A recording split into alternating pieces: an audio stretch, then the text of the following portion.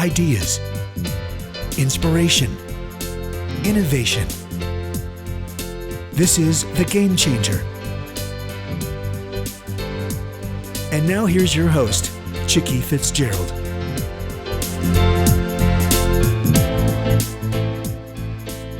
Thanks for listening to The Game Changer, presented by Traveling to Give, a brand that empowers you to turn everyday travelers into philanthropists with every trip. This interview is part of our Philanthropist series that spotlights brands and leaders who are leaving legacies through giving. Let's join the interview now.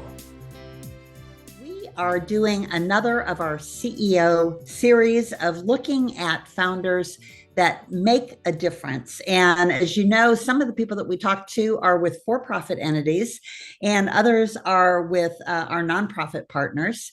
And today we have with us a very dear friend of mine, Tonya Whitlock. And Tonya is the founder of an organization called the Hive Inclusive Community. And we're going to hear a little bit about her, background in philanthropy and what drew her to form the Hive.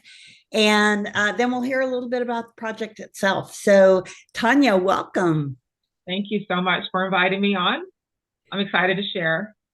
Well, I always like to start with, kind of back at the beginning. And, I think, I'm a pastor's kid. So I was raised going to church on a regular basis and giving, it was just something that you did. When my dad would ask them to pass the collection plate, my mom would pull out her checkbook. And to me, that was just as natural as breathing. So I didn't really think about philanthropy until much later in life. So how about you? So I was raised by a single mom. She had 3 kids, so my 2 siblings and I, raised in church. And again, very much, tithing every Sunday, you give a tenth, even if you got $10 from babysitting, you give a tenth of that $10 for your tithes. But I think that the biggest portion of philanthropy came from just the way my mom lived. I remember this time when we were I grew up in a very small town in Kansas, and we seen a family sitting on the side of the road in their station wagon. And we had just gone to McDonald's. It was a huge treat to go to McDonald's at that time. And she had all of us take our food and give it to this family. And at the time, it was a little frustrating because we were excited about getting to McDonald's. But it was my mom. It's just something that, she would literally give whatever she had, she would give it. And she also taught me that you don't have to have a lot to give. So if somebody needed a place to sleep in our family, oftentimes it was, my mom's couch that they would sleep on, or if somebody needed a place to stay for a while, it was my mom's house. And so I just feel like the best way she taught me was just how she lived. And she also always talked about our responsibility to our community. And so if you seen someone going through a hard time, then it was our responsibility as a part of their community to help them. And so I was just kind of raised to, be aware of the marginalized, and probably at that time, we were considered poor, but I just didn't feel like it because we were always giving and helping somebody else too, So right. Yeah. So and it makes me very just cognizant as a parent to live the life that I'm asking my kids to follow, and not just tell them, because my mom was the best example, was just watching her. I love that. That is such a great story, Tonya. So did you ever in a million years think that you would grow up and run a nonprofit? No. So my dream was to be a nurse. And I went to nursing school, graduated in 1999, telling my age, but and I loved it. And I still work as a nurse full time. And so a nonprofit was not in my radar. I have a 29-year-old son named Trace, and he has cerebral palsy. He uses a power wheelchair for mobility, and he uses an iPad to communicate. And it was just through journeying this life with him as an individual with disability, like watching the struggles that he's had, and especially watching the struggles that he's had with after graduating from high school, really feeling like he still is a part of community, socially, and even in housing, like having a space that he feels like he could live in, has been difficult. And that's why we even started the nonprofit, is just that my son needed a space to live in that he felt like was reflective of his community. And there wasn't anything created here in Tampa like that. So we just felt we had to create it and fill that gap. Well, so you've already given us a little bit of a glimpse into the Hive. Tell me how it came to be and where it is now, because you and I met about a year ago. Well, we met earlier than that through an organization that we're both a part of, but we actually sat down and talked about your vision and where you were, and I knew we could help you grow that. But obviously, a lot's happened in the last year. Tell us a little bit about where you are today. So what the Hive is that we are creating a housing development for individuals, adults with disabilities, but it is going to be an inclusive development, meaning it's not just going to be for people with disabilities. 50% of it's going to be for adults with disabilities. The other 50% will be for young people transitioning out of foster care, the elderly, our veterans, domestic violence survivors. So individuals that are going to be able to utilize the supports that we're already putting in place for individuals with disabilities. And it would create this, multi-generational inclusive space. And so it came about because, as I mentioned a little bit, Trace is number 2 of 6 kids. And so 5 that I birthed and 1 that God gave. And so he has seen his siblings, leave our home and gain community and gain independence and live their own lives. And he desperately wanted that for himself. He also kind of had some ideas of what that community should look like. He didn't want to live in a group home. He didn't want to live in a space, no matter how nice it looks, that was created only for people with disabilities. Like, he truly wanted to feel like he was in a community. And so in 2019, we got really serious about looking for a space for him. We couldn't find anything in the Tampa area. We actually didn't find anything in Florida. And so we heard about a space in Maryland called Main Street. And we really liked their idea, where they're taking 30% of people with disabilities units, and then having the rest 70% of people that just walk off the street. So it was truly inclusive. My husband and I went to visit that space. We really got a lot from that. We got a lot of takeaways from that. But the only thing that we felt was that, again, that there was a lot of other people that could have benefited from the supports that were in place for those people with disabilities. And so, which is why our model would be available more for other communities that, other populations that would benefit from a support system as well. So, so we searched, we couldn't find it. And we decided as a family to start it. The actual name for the Hive, which I kind of love, my oldest daughter and Trace and I were all sitting together, just brainstorming. And we really wanted to create a name that would embody belonging and really embody the idea that every person had a purpose in the community. And so my daughter was like, "Oh, a beehive." And then, literally that's where the Hive kind of trickled out from.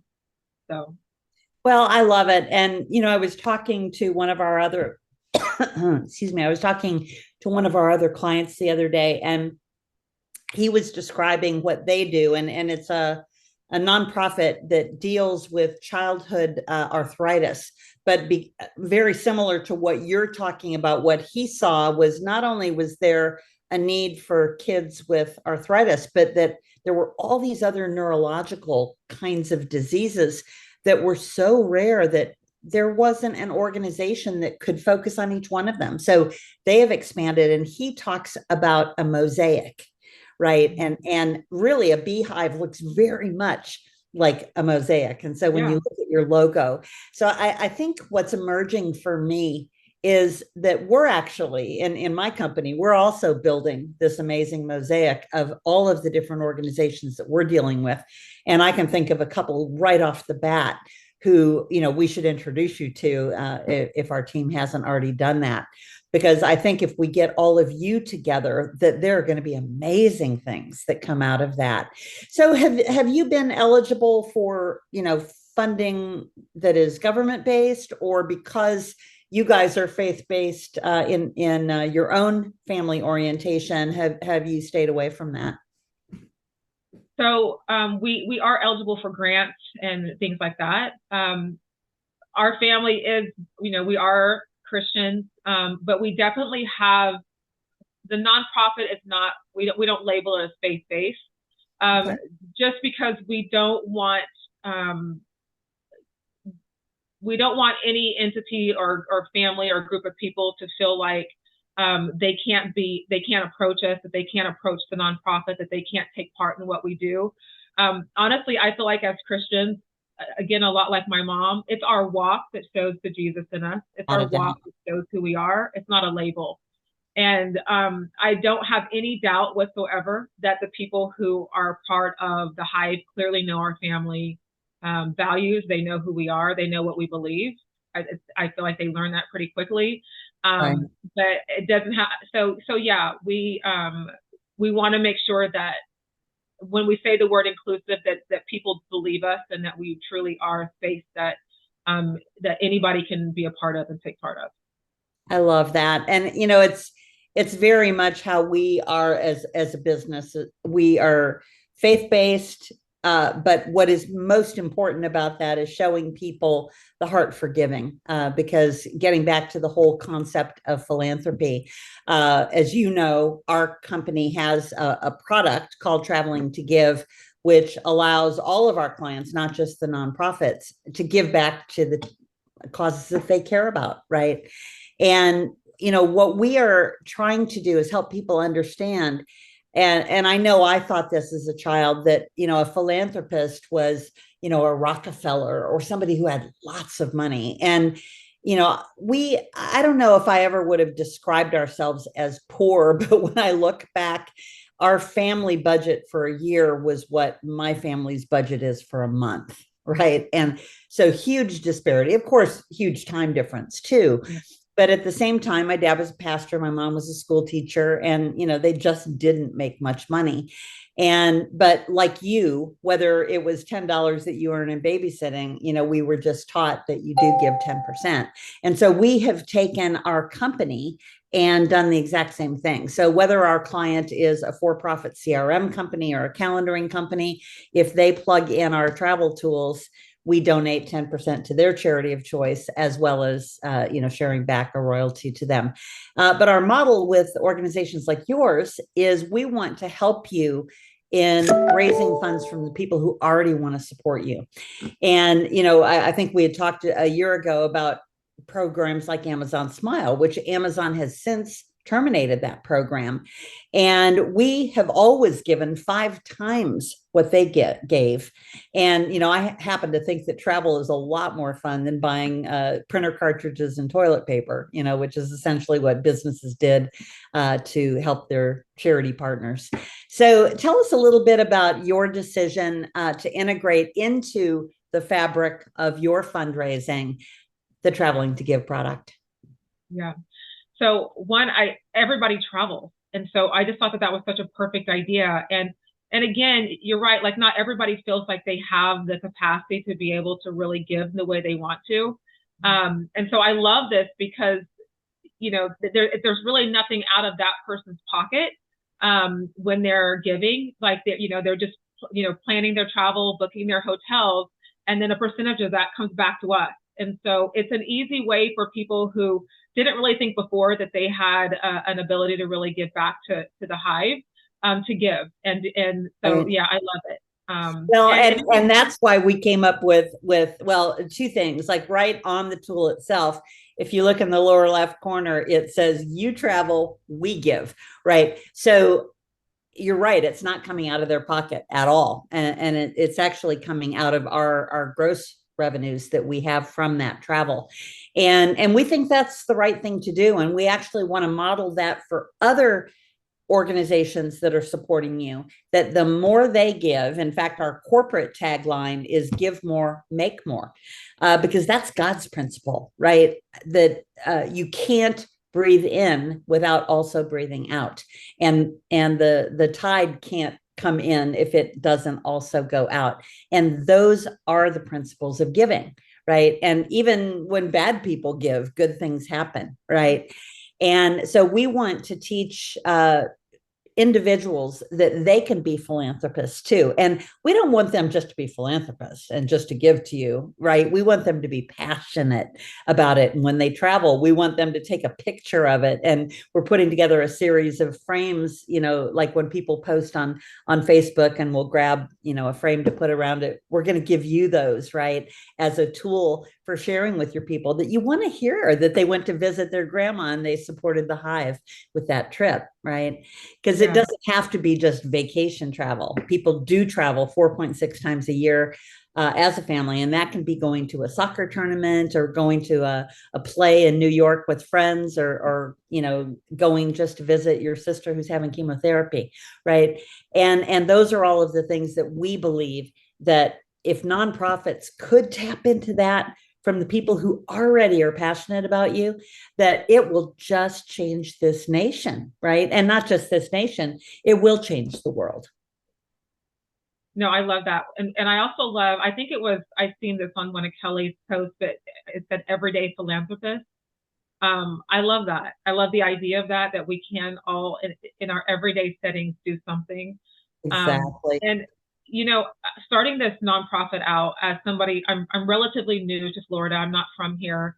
I didn't have a lot of resources behind me starting out. I just had this vision that I felt like God was giving me. And it was very overwhelming trying to figure out where's the resources going to come from? Where's the funding going to come from? And so it's another reason why I love this, is because it doesn't matter who you are. Any program can benefit from it. Any nonprofit can benefit from it. And again, everyday people can help. And most nonprofits that I look at, they're spaces that really need, the community really needs to stand behind and really help to propel, because they're spaces that could take over some of the government needs that we have, where our Absolutely. Community can completely fill that space. Right. And so by creating these kind of programs, as a community, we can create solutions instead of waiting on somebody else to do it. Exactly. So, yeah. Exactly. And, the other thing that is my dream is that it does become an everyday thing, Tonya, because, we're coming up on Giving Tuesday is coming up very soon. And while that's a very important day for nonprofits to raise visibility, I remember a few years ago meeting with the folks from Feeding Tampa Bay, and I, was sharing with him that, we would go as a family at Thanksgiving or at Christmas. He said, don't do it. He said, everybody goes on those days. What about the rest of the year? And so, this is what I say to all of our partners now, is you need to be teeing up a program of beyond Giving Tuesday, right? Every day of the year, as you think about the things that you need to do, please keep the Hive in mind. And by the way, we're going to make it super easy for you to do that. And, Tonya, I just am so glad to have you as a part of our family. You are a game changer, and just I pray God's favor on everything that you touch. Thank you. And I'm just, again, so grateful for you to be a part of our family at Solutions. And thank you so much for launching Traveling to Give. We really appreciate it. Thank you for having me. Oh, my pleasure. Thank you so much, Tonya.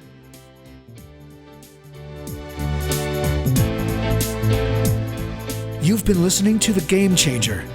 Ideas, inspiration, innovation with Chicky Fitzgerald.